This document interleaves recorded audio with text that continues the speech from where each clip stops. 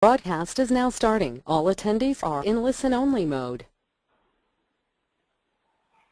Good afternoon, everyone, and welcome to today's webinar on Agile Fundamentals. Today's speaker is Graham Dick from Lamri. Graham is the co-owner of Lamri, a specialist process improvement business. He has also been involved with Agile and its evolution since the mid-90s, and over that time has worked with many organizations, both small and very large, assisting them adopt and adapt Agile to ensure they obtain value from the approach. This talk is taken from Lamri's IC Agile certified training classes and is focused on describing the fundamentals of Agile. Without any further ado, I'll hand over to Graham. Okay, thank you very much, Gus. Good afternoon, everybody. As Gus was saying, yeah, this talk really is aimed at it's just a bare bones on the basics of Agile, and it's really aimed ideally at those who are kind of very new to Agile and want to kind of get a flavour of what it's about. There's an awful lot of talk about it in industry and a lot of really good success stories. And I guess Agile is starting to go a lot wider now into the enterprise, and a lot of folks are starting to come across it and go, well, you know, what is this Agile thing, and what's it do? And this talk is kind of aiming to sort of answer that question.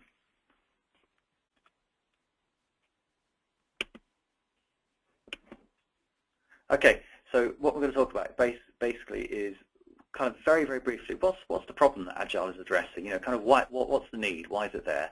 Then we're going to talk a bit about what is Agile. Then we'll kind of look a bit further under the hood and sort of say, well, what are the kind of ingredients? Some of the ingredients that kind of make up Agile and make Agile what it is.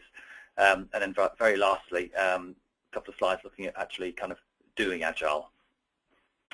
Okay, the traditional approach to kind of building software is all kind of works around kind of saying, okay, what we've got here is a kind of a rational engineering approach that assumes fundamentally that we can define the problem really crisply, and that we can actually deliver kind of really predictable results from a very formal process that methodically works through from kind of defining and understanding the problem to specifying what the solution should be in quite exhaustive, enough detail, should we say, not exhaustive necessarily, but enough detail that developers can go away and implement it. Then we go off and implement that, and then we go test it, and hopefully we get convergence with what our kind of users actually wanted.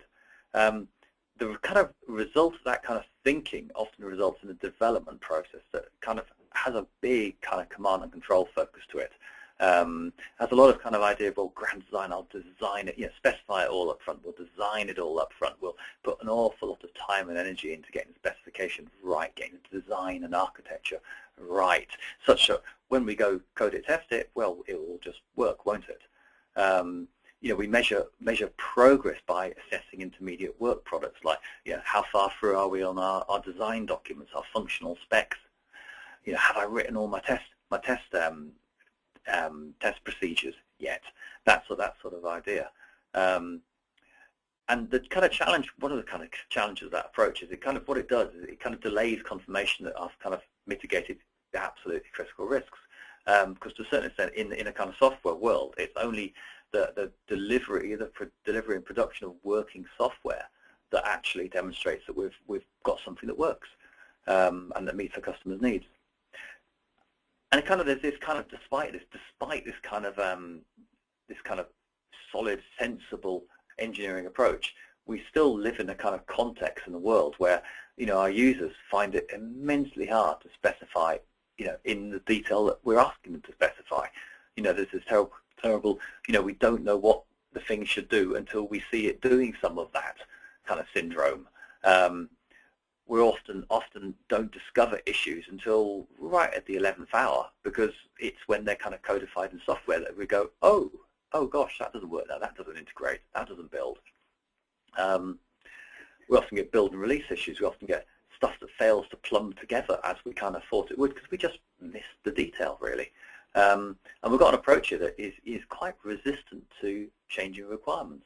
And when you kind of tag that back to the first point, which is like people find as a rule it's really hard to specify up front in detail.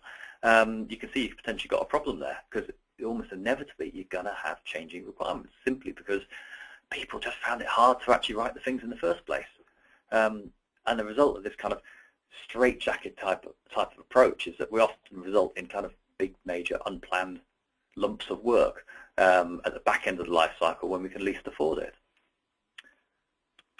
Okay, so what should we do? Well, I guess the answer is what the Agile community kind of espouse is, kind of don't fight it, go with it as an approach. So what's that mean? It kind of means that instead of doing one great big kind of grand design, grand build, final integration, final test kind of approach, we'll just develop it iteratively. How do you eat a large elephant? You eat it chunk by chunk by chunk. So we'll apply that approach. We'll minimize the amount of upfront work because people find that really hard to get their heads around. And what we'll do, and we'll actually incrementally and iteratively do the work of the project in a series of mini waterfalls, if you like. We'll continuously inspect, continuously test what we do, and we'll adapt and change as we get stuff. As we realize we can work smarter, we'll incorporate working smarter. And working in iterations gives us a wonderful framework there to build in this inspect and adapt cycle. We'll develop requirements at the point of consumption. In other words, we'll recognize that people find this immensely hard to kind of get locked off in a room for 1 week, 2 weeks, 6 weeks, and expected to write a mammoth requirement specification. Instead, what we'll do is we'll actually, at the point we're going to develop a requirement, that's where we'll engage with our users and say, okay, now what do we actually mean? Given the context of what we've developed to date and our ongoing journey of understanding what a solution looks like, what are the requirements? What's the requirements here? Continuously verify quality. So it's about test. Every iteration, you test what you've done in that iteration. And what's more, you regression test. So we rerun the tests from the previous iterations, so we make sure that we haven't broken anything that we did previously. Embracing change, actually saying, change is actually a good thing if it actually converges. It converges us on a solution. Clearly, if we're not converging on a solution, then there's a more fundamental problem here. Perhaps we don't understand what it is we're delivering. But as long as we converge on a solution, then it's a good thing. And then self-managing teams is getting around this kind of grand design thing. It's a team of empowered individuals who are taking shared accountability for meeting their customer needs, and they all kind of organize themselves and to a certain extent pick tasks, negotiate tasks between themselves to actually deliver the whole. Okay, so now if we talked about that, kind of what is Agile then a bit more? It kind of, Agile as a term was kind of coined early in the kind of 2000s, really as a kind of a reaction to a bunch of those challenges we've just been talking about. And the essence of it really is this kind of 4 points at the bottom here. It's kind of this idea of, well, it's interactions and individuals over processes and tools. So it's really getting at that people interaction is the kind of the richest form of communication. It's about working software over big documentation. So it's like software is king, the working stuff is king. That's what we're really being tested on. That's what we're really being asked to produce. So that should be that should be the focus. So it's kind of like do what you need to do to get to working software as quickly as you possibly can. Collaboration over formalizing through contract negotiation, and then responding to change over sticking slavishly to the plan. It's not to say that the point is the stuff on the right is valueless, far from it, but when you get to the trade-off, you're trying to stay on the left-hand side of those kind of continuums, but recognizing that stuff on the right definitely has value depending on context. So it's just trying to stay on the left-hand side is really what Agile is getting at. Okay, underneath those kind of manifesto points, there's a number of principles, and these are kind of some of them. In no particular order here. It's almost like you're looking for simplicity, striving for simplicity. What is minimum amount of stuff we need to do to maximize the value delivered. Do that within the context of an iterative development approach where we run it in small, short bursts of work that then deliver tested working software, and that's a real definition of progress. Assessing progress there as via working software, not via how far through am I on this architecture document or test strategy document, for example.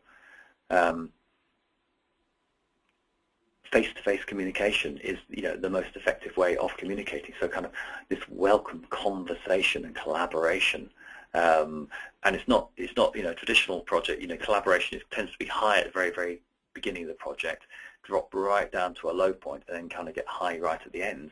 When we're in an agile project, what we're trying to do is we're trying to keep collaboration high right through the project, and it's through keeping that collaboration high between users and developers, and also within the development team itself, that we basically drive as quickly as possibly we can to what is the essence of the solution, and then start evolving and building that solution that matches most closely what our users want.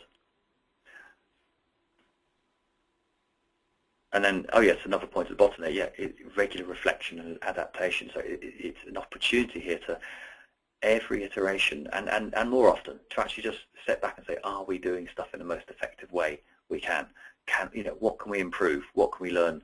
How can we get better and more effective? So it's not about locking ourselves into an approach and then into a death march, and we're going to walk this approach and work this approach, and it's never going to change for the next 2 years on some big project. It's about constantly flexing and changing and morphing and getting smarter and more effective as we learn. So it's a framework for not being afraid to try things out.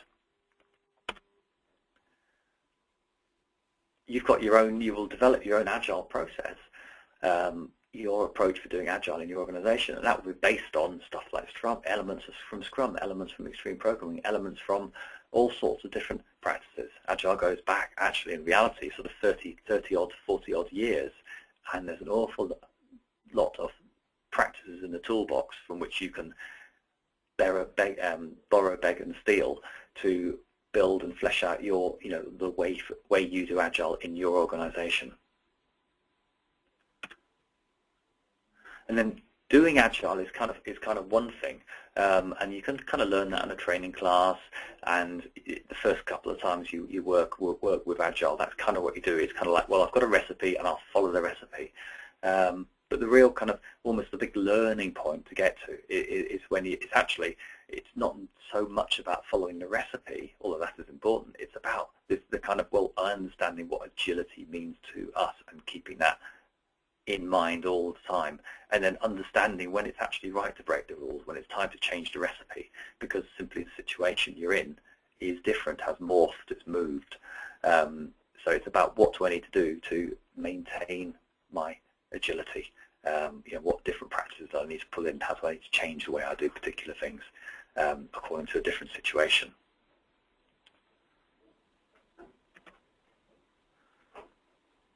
It's been around for a long time, which is a really fascinating thing. When I first started researching this, I was absolutely amazed how long Agile's actually been around.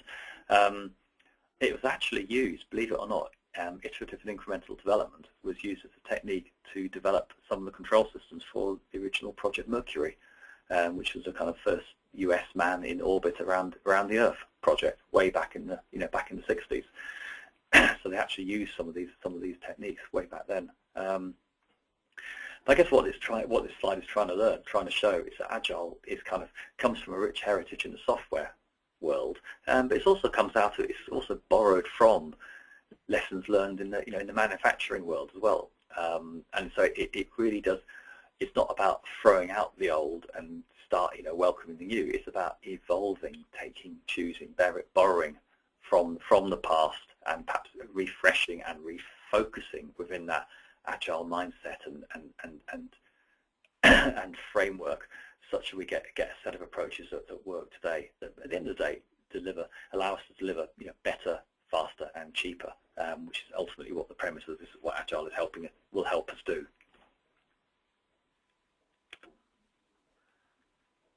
Well, you might ask, well, okay, yeah, we talked a bit about stuff, but what's it actually look like? What is Agile? What's it do? What's it look like? And this picture kind of is really trying to show that.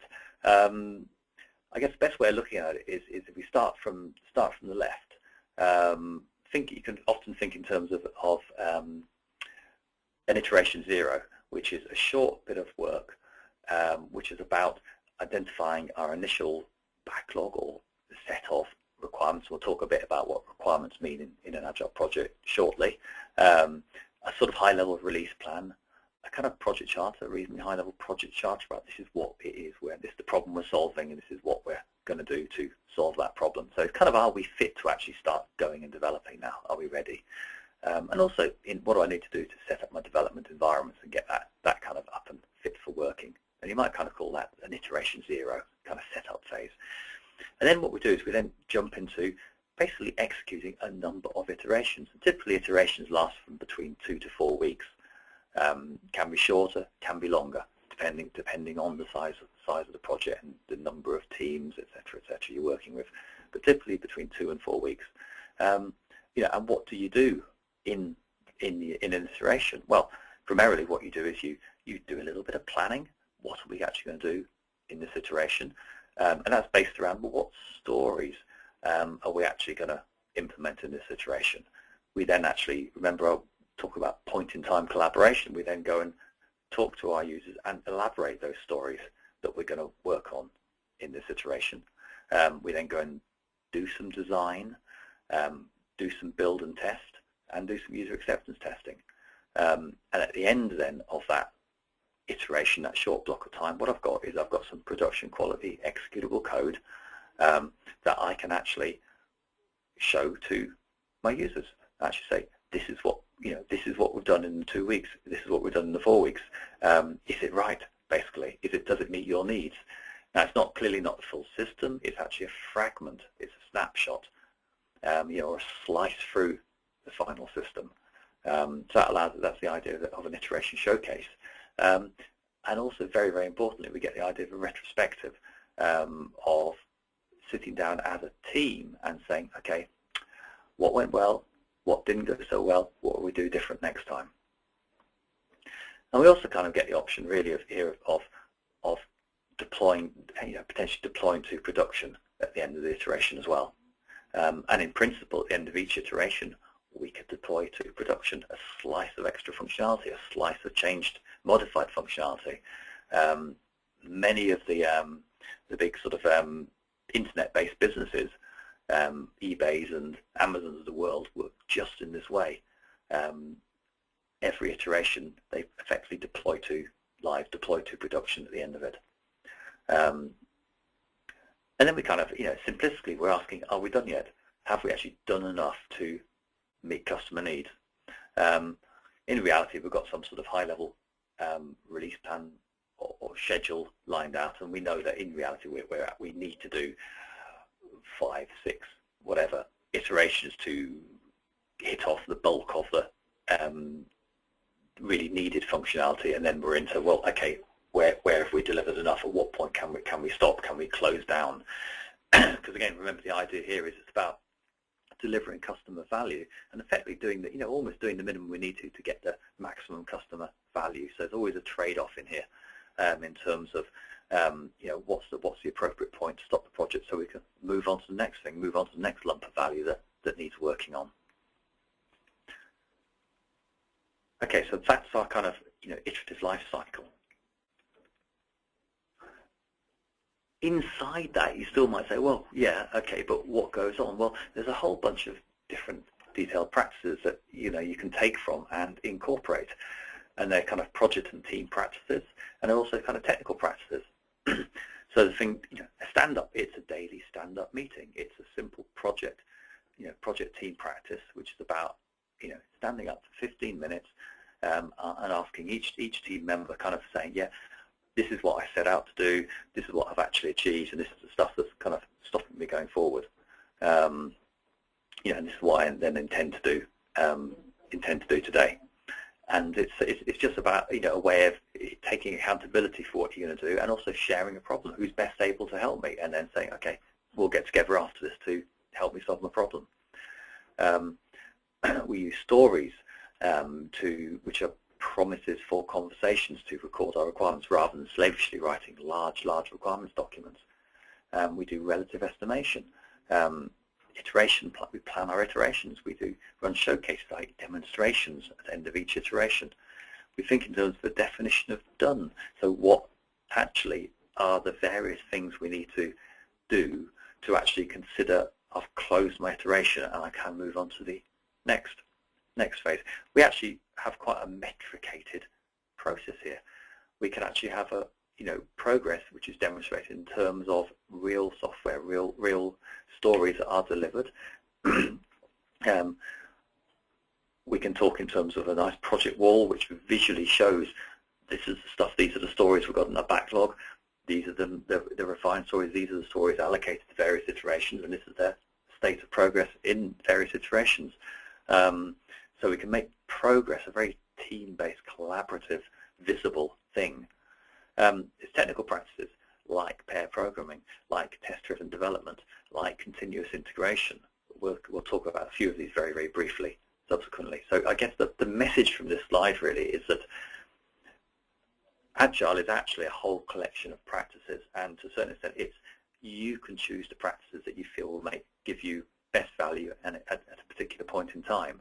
And also that story will change over time. As you get more experience of Agile, you'll start putting in extra practices. You might give pair programming a try. Let's give that a try. It sounds barking mad, but let's give it a try and see if it works for us. It might work for you, it might not. Okay, the Agile team is kind of an interesting concept because it's about, to a certain extent, trying to co-locate the key people that are needed to actually deliver the solution. Co-locate them such that they can collaborate more effectively, put people together. They actually start talking about things rather than sending emails, deferring, doing other stuff. They get focused, they get organized, and they work and collaborate together to actually rapidly deliver a solution. So it's about putting the core team together as much as we can, but also making them available the kind of people from the extended team that need to be involved with that. So, for example, subject matter experts, product owners who actually understand the solution and the product and have authority over the direction of that solution. Getting those guys involved so they're part of that core team, working on a day-to-day basis with the team, and really as part of the team. And then pulling in, if you're in a large organization, perhaps architecture people, other key stakeholders, such as they're available when they're needed to. We've got a kind of role here of an iteration manager, often sometimes called Scrum Master. And the idea is this guy is focused on the team, on the mechanics of the iteration, measuring progress, and getting obstacles moved out of the way, and coaching and facilitating the team to do Agile more effectively and be more effective themselves. So constantly kind of almost mentoring and coaching the team through the process of delivering that Agile project. Sometimes we might find that actually we need to wrap around him and give him effectively a project manager, an Agile project manager, to help support the team in the larger environment. So focusing on the resource, has the team got the resources, and looking at the alignment with project outcomes, for example. So we kind of get this idea, this kind of onion skin model, really, where we've got the core team and then potentially an extended team that sits around them, helping them deliver. Okay, so look at some of the ingredients now. First ingredient is the idea of a story. And the really interesting thing about the story is you think of it in terms of it's a promise to have a conversation later. It's about deferring the detail, because you remember people are really poor at writing down all the detail when you first ask them to do it. They're quite good at kind of coming up with excuse me, stories, features, if you like. As a frequent flyer, I want to be able to see my points balance, so I can just think the reason I need it, so I can decide how to pay for my ticket. That's a structure for a story. People are quite good at that. As a user of a jobs website, I want to be able to post my CV. That's a story. Great. Now, clearly, there's not enough detail there to go about the business of writing some software, but the point is there's enough there that I can kind of get a feel for it, and it's a placeholder for some functionality, a placeholder particularly for a conversation to have at a later date, and I can allocate that story to a particular iteration. So we think in terms of writing requirements in terms of stories. And to kind of underpin a story, we kind of have this idea of 3 C's. Basically the card, and that comes from the idea that, again, following kind of this collaborative kind of visual approach, just use index cards to write your stories on, because, deliberately there's not much space there, so I can't write War and Peace on that index card. I can write a very brief, terse description of it, and I can also write up some kind of criteria about how would I know when I've completed that story. What should be true when it's when it works, and that's the essence of my test criteria for that story. And primarily, the other C, the conversation bit, it's a placeholder for actually what will become a series of conversations between the appropriate users and the developers who are going to develop that, and the testers who are potentially going to write the tests for it and implement the tests. This series of conversations, the kind of first initial conversations occurring when the story is identified at a high level early in the project, and then further conversations and questions coming when we're actually estimating the story, saying, okay, how big is it? How long is it going to take us to do this? And then lastly, another series of conversations happening at the point of delivery, at the point of, okay, I've got to do this story now about posting a CV. What's this actually mean? What's it really, really mean? And potentially at that point, come up with little user interface sketches, notes on what it actually needs to do, and specifically what are the test criteria that will pass. And those test criteria will then become the seeds of and the core of the actual unit tests that I'll write to actually test that we've done what we said we would do. There's a really interesting concept which creeps into agile development, which is this idea of a definition of done. And it's the trouble is, done means many different things to different people, but it's fundamentally important to actually work out what does done mean for an iteration, because that allows us to estimate, because primarily done defines the amount of stuff I've got to do to get to the point where I can actually deliver some software. So does it mean I have needed to, got a user story elaborated, I've written some code, and I've checked it into configuration management? Is that done? Maybe in addition, I've written some tests and I've implemented, the test. Is that done? I've actually then executed the test and the test passed. Is that done? Perhaps I also need to actually write some user help screens. Perhaps I also need to think in terms of, well, not only do I check it back to configuration management, but I pull it out and do a master build and deploy it onto a kind of a raw test platform, and the tests have to pass on that. So it's what level of done we actually need to achieve is very, very important. And this also becomes important when we're talking about working with third parties. If I've got third parties involved, then to a certain extent, meeting the definition of done is how they get paid. So getting a clear and good understanding of what done is very, very important for that. Estimating is something we actually do. We often use an approach called using story points, and the key behind this really is, it's a collaborative approach. So it's not something that is done to the Agile team. The Agile team does this to themselves. They estimate as a team. And to use this most powerfully, you think in terms of actually it's a relative measure. How big is this story compared with something we've already estimated? Is it double the size? Is it half the size? Is it 3 times the size?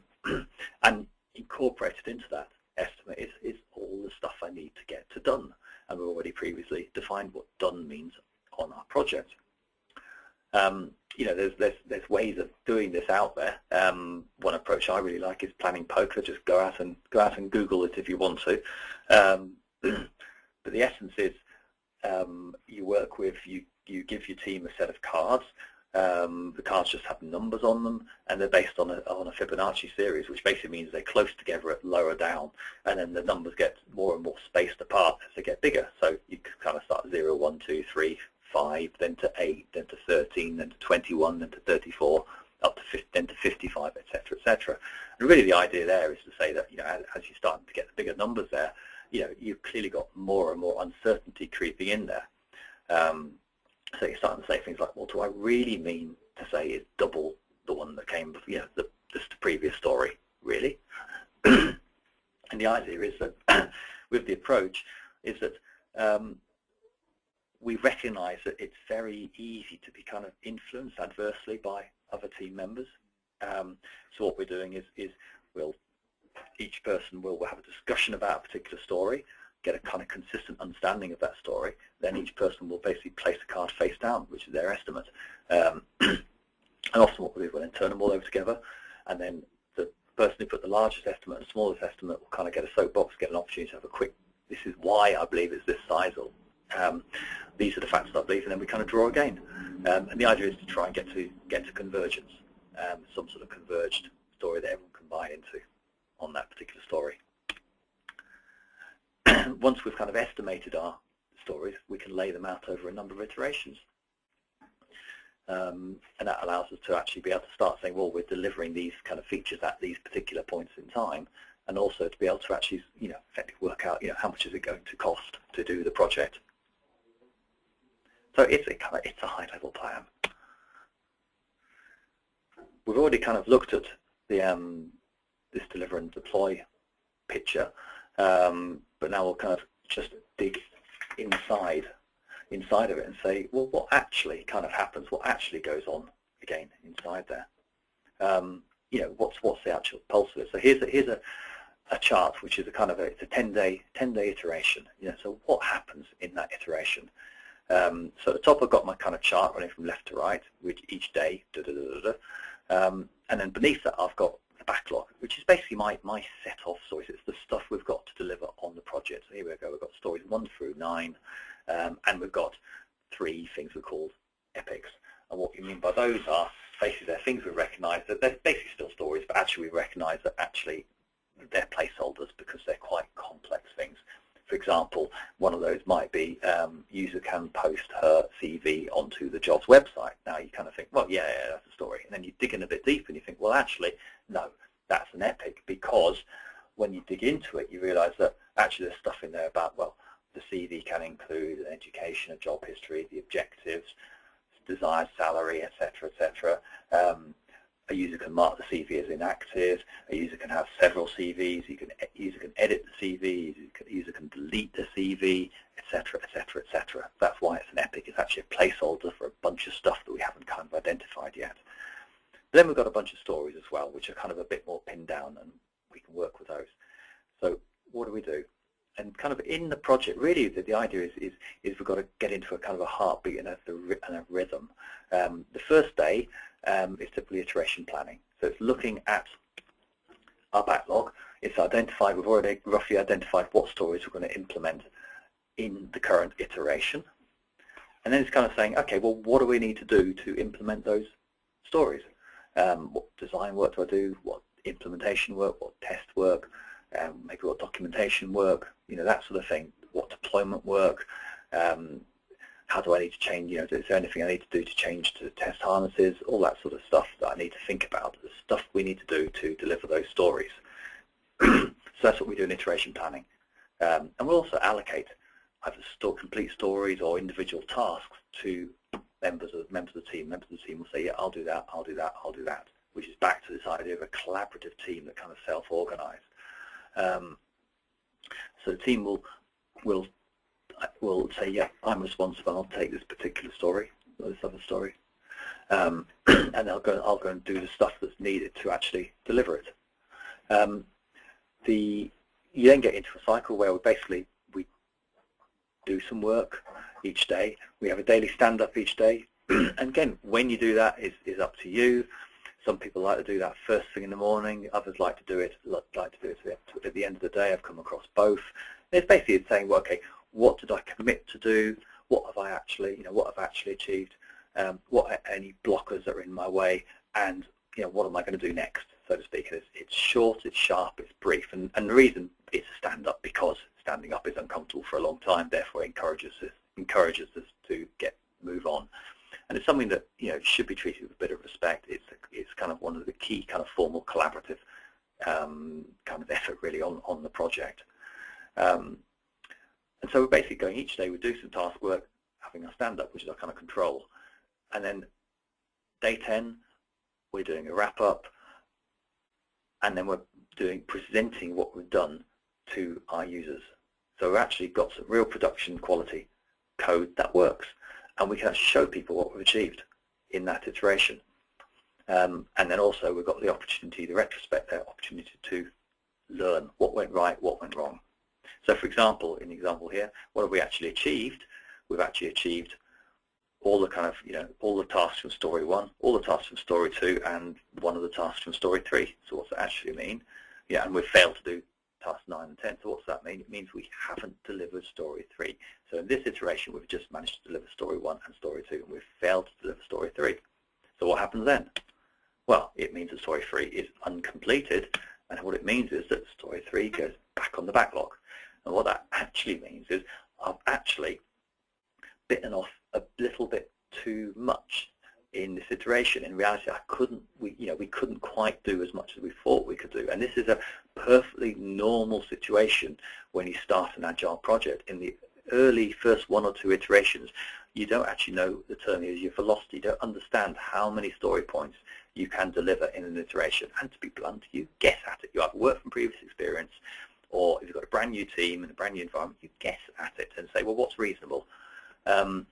And you'll get this wrong the first time. You'll overestimate. You'll actually put too much into the iteration and you won't deliver it. So what you do know is you've then got an idea for how much you can do in an iteration, so you can replan and reallocate stories to iterations to balance them out to more of what you can actually achieve in the iteration. And the next iteration, you'll get a lot closer to that, and probably by the iteration 3, iteration 3 or 4, you'll be on the nail, and you'll be by and large delivering what you commit to deliver each iteration. And that's called understanding your velocity, and actually kind of nailing your velocity, so you can then track that over time. One of the other practices in Agile is test-driven development, which is it's an immensely powerful approach to delivering software. And primarily, again, it's like a lot of these things. It sounds really impressive. It's not rocket science, though, but it's immensely powerful. And it comes from this perhaps daft but effective approach of, well, okay, what I do first is I actually write my test. Remember we talked about our 3 C's on our user story. There we've also, we had our effective quality criteria. What does it mean to deliver this story successfully? That is the kernel. That's the kernel of the test. So I can write a test, compile the test. The idea here being I've got some sort of automated test harness I'm adding tests into and building, make the test actually compile successfully and run. And surprise, surprise, because I've run the test first with no actual code underneath it, it's going to fail. And that's the idea. That's the little red light there. So what do I do then? I then write some implementation. I implement some solution, but just enough to make the test pass. So I'm focusing here on simplicity, and then I'm allowed to actually, okay, I now get to improve the design quality, but always rerun the test and make sure the test passes. And sometimes I'll improve design quality and I'll break the test, so then I fix and rerun. And the idea really being here is that I try and run these in lockstep, write just enough tests to make the test pass, so what's a sensible next test, and then write the code to deliver that, to actually make that test work, and kind of cycle around. And experienced developers, when they're working in this approach, you're talking in terms of the cycle time here of minutes, not of hours. This isn't big drama stuff. It's small unit test, write the code necessary to make that go, and then cycle there until you get your green light. And really the power of this, the immense power of this, is that you kind of get your test harnesses and your regression testing for free with this approach, because it's just part of development. I don't just go coding for 6 months and then expect some poor blighters in the test department who conjure up tests to test everything. Testing becomes part of what we do. It's run in parallel, in lockstep. And as I reach the end of my project, I've got a big suite of automated regression tests that all pass. So, in contrary to your perhaps your standard kind of more waterfall type project, with an agile project, you've actually got some of the most tested software you've ever had in the organization, ready to go. You can be immensely confident in its stability simply because it's been tested so hard, and it's been tested so hard as it works literally through the development life cycle. Continuous integration is another immensely powerful technique, and very, very briefly, the idea being here that developers work in their own sandpits. They change some code, unit test it, and then they promote the code effectively back onto a main branch where continuous integration software is running, which will pick up, detect a change, automatically rebuild, potentially deploy onto some sort of test box, and then run regression tests on it automatically. And then it can publish statistics, it can email people, with this. And this is an immensely powerful approach for dealing with those challenges of late integration that are so often bedevil standard waterfall projects, stuff that doesn't bolt together because some developer went off down this wormhole on the branch for weeks on end and basically broke stuff without realizing it. This actually hits it nailed right on the head. This is something, it's not, again, this sounds new, but it's not. It's been around for donkey's years. I was using this when I used to work for a large telecommunications organization back in the, let's think now, this is very early 1990s. That organization had a mainframe-based configuration management tool, and we basically had daily build on it, a daily build and smoke test. And you went off and checked out your particular application, made some changes, and then checked it, tested it, and then checked it back into configuration management, merged it onto the main branch, and then it would be picked up in that night's automated build and smoke test. And if you broke the build, people got emailed about it, so you made sure you didn't break the build, because that was a big deal. But it was a fantastic thing for driving quality into the product. So that's continuous integration. Now, doing Agile is kind of interesting. What I've got here is something we use for a lot of our customers, just to give them an idea, well, how do I actually get started doing Agile? Well, think of it in terms of 4 phases. First of all, I've got a concept phase, very short. It's about identifying and validating the idea we've got. When we're clear on that idea, we go into an initiate phase, which again, very short, is about just clarifying the idea, doing some high-level estimates and some planning. And when I'm clear on that, go into a deliver phase, which is the bulk of the project, where I run my iterations, iteration after iteration after iteration, to incrementally build that working solution until I've finally done enough that my customer users are happy. Then I close out the project, ready for my next either next major release or next problem to solve. Looking at that a little bit, one more slide in more detail.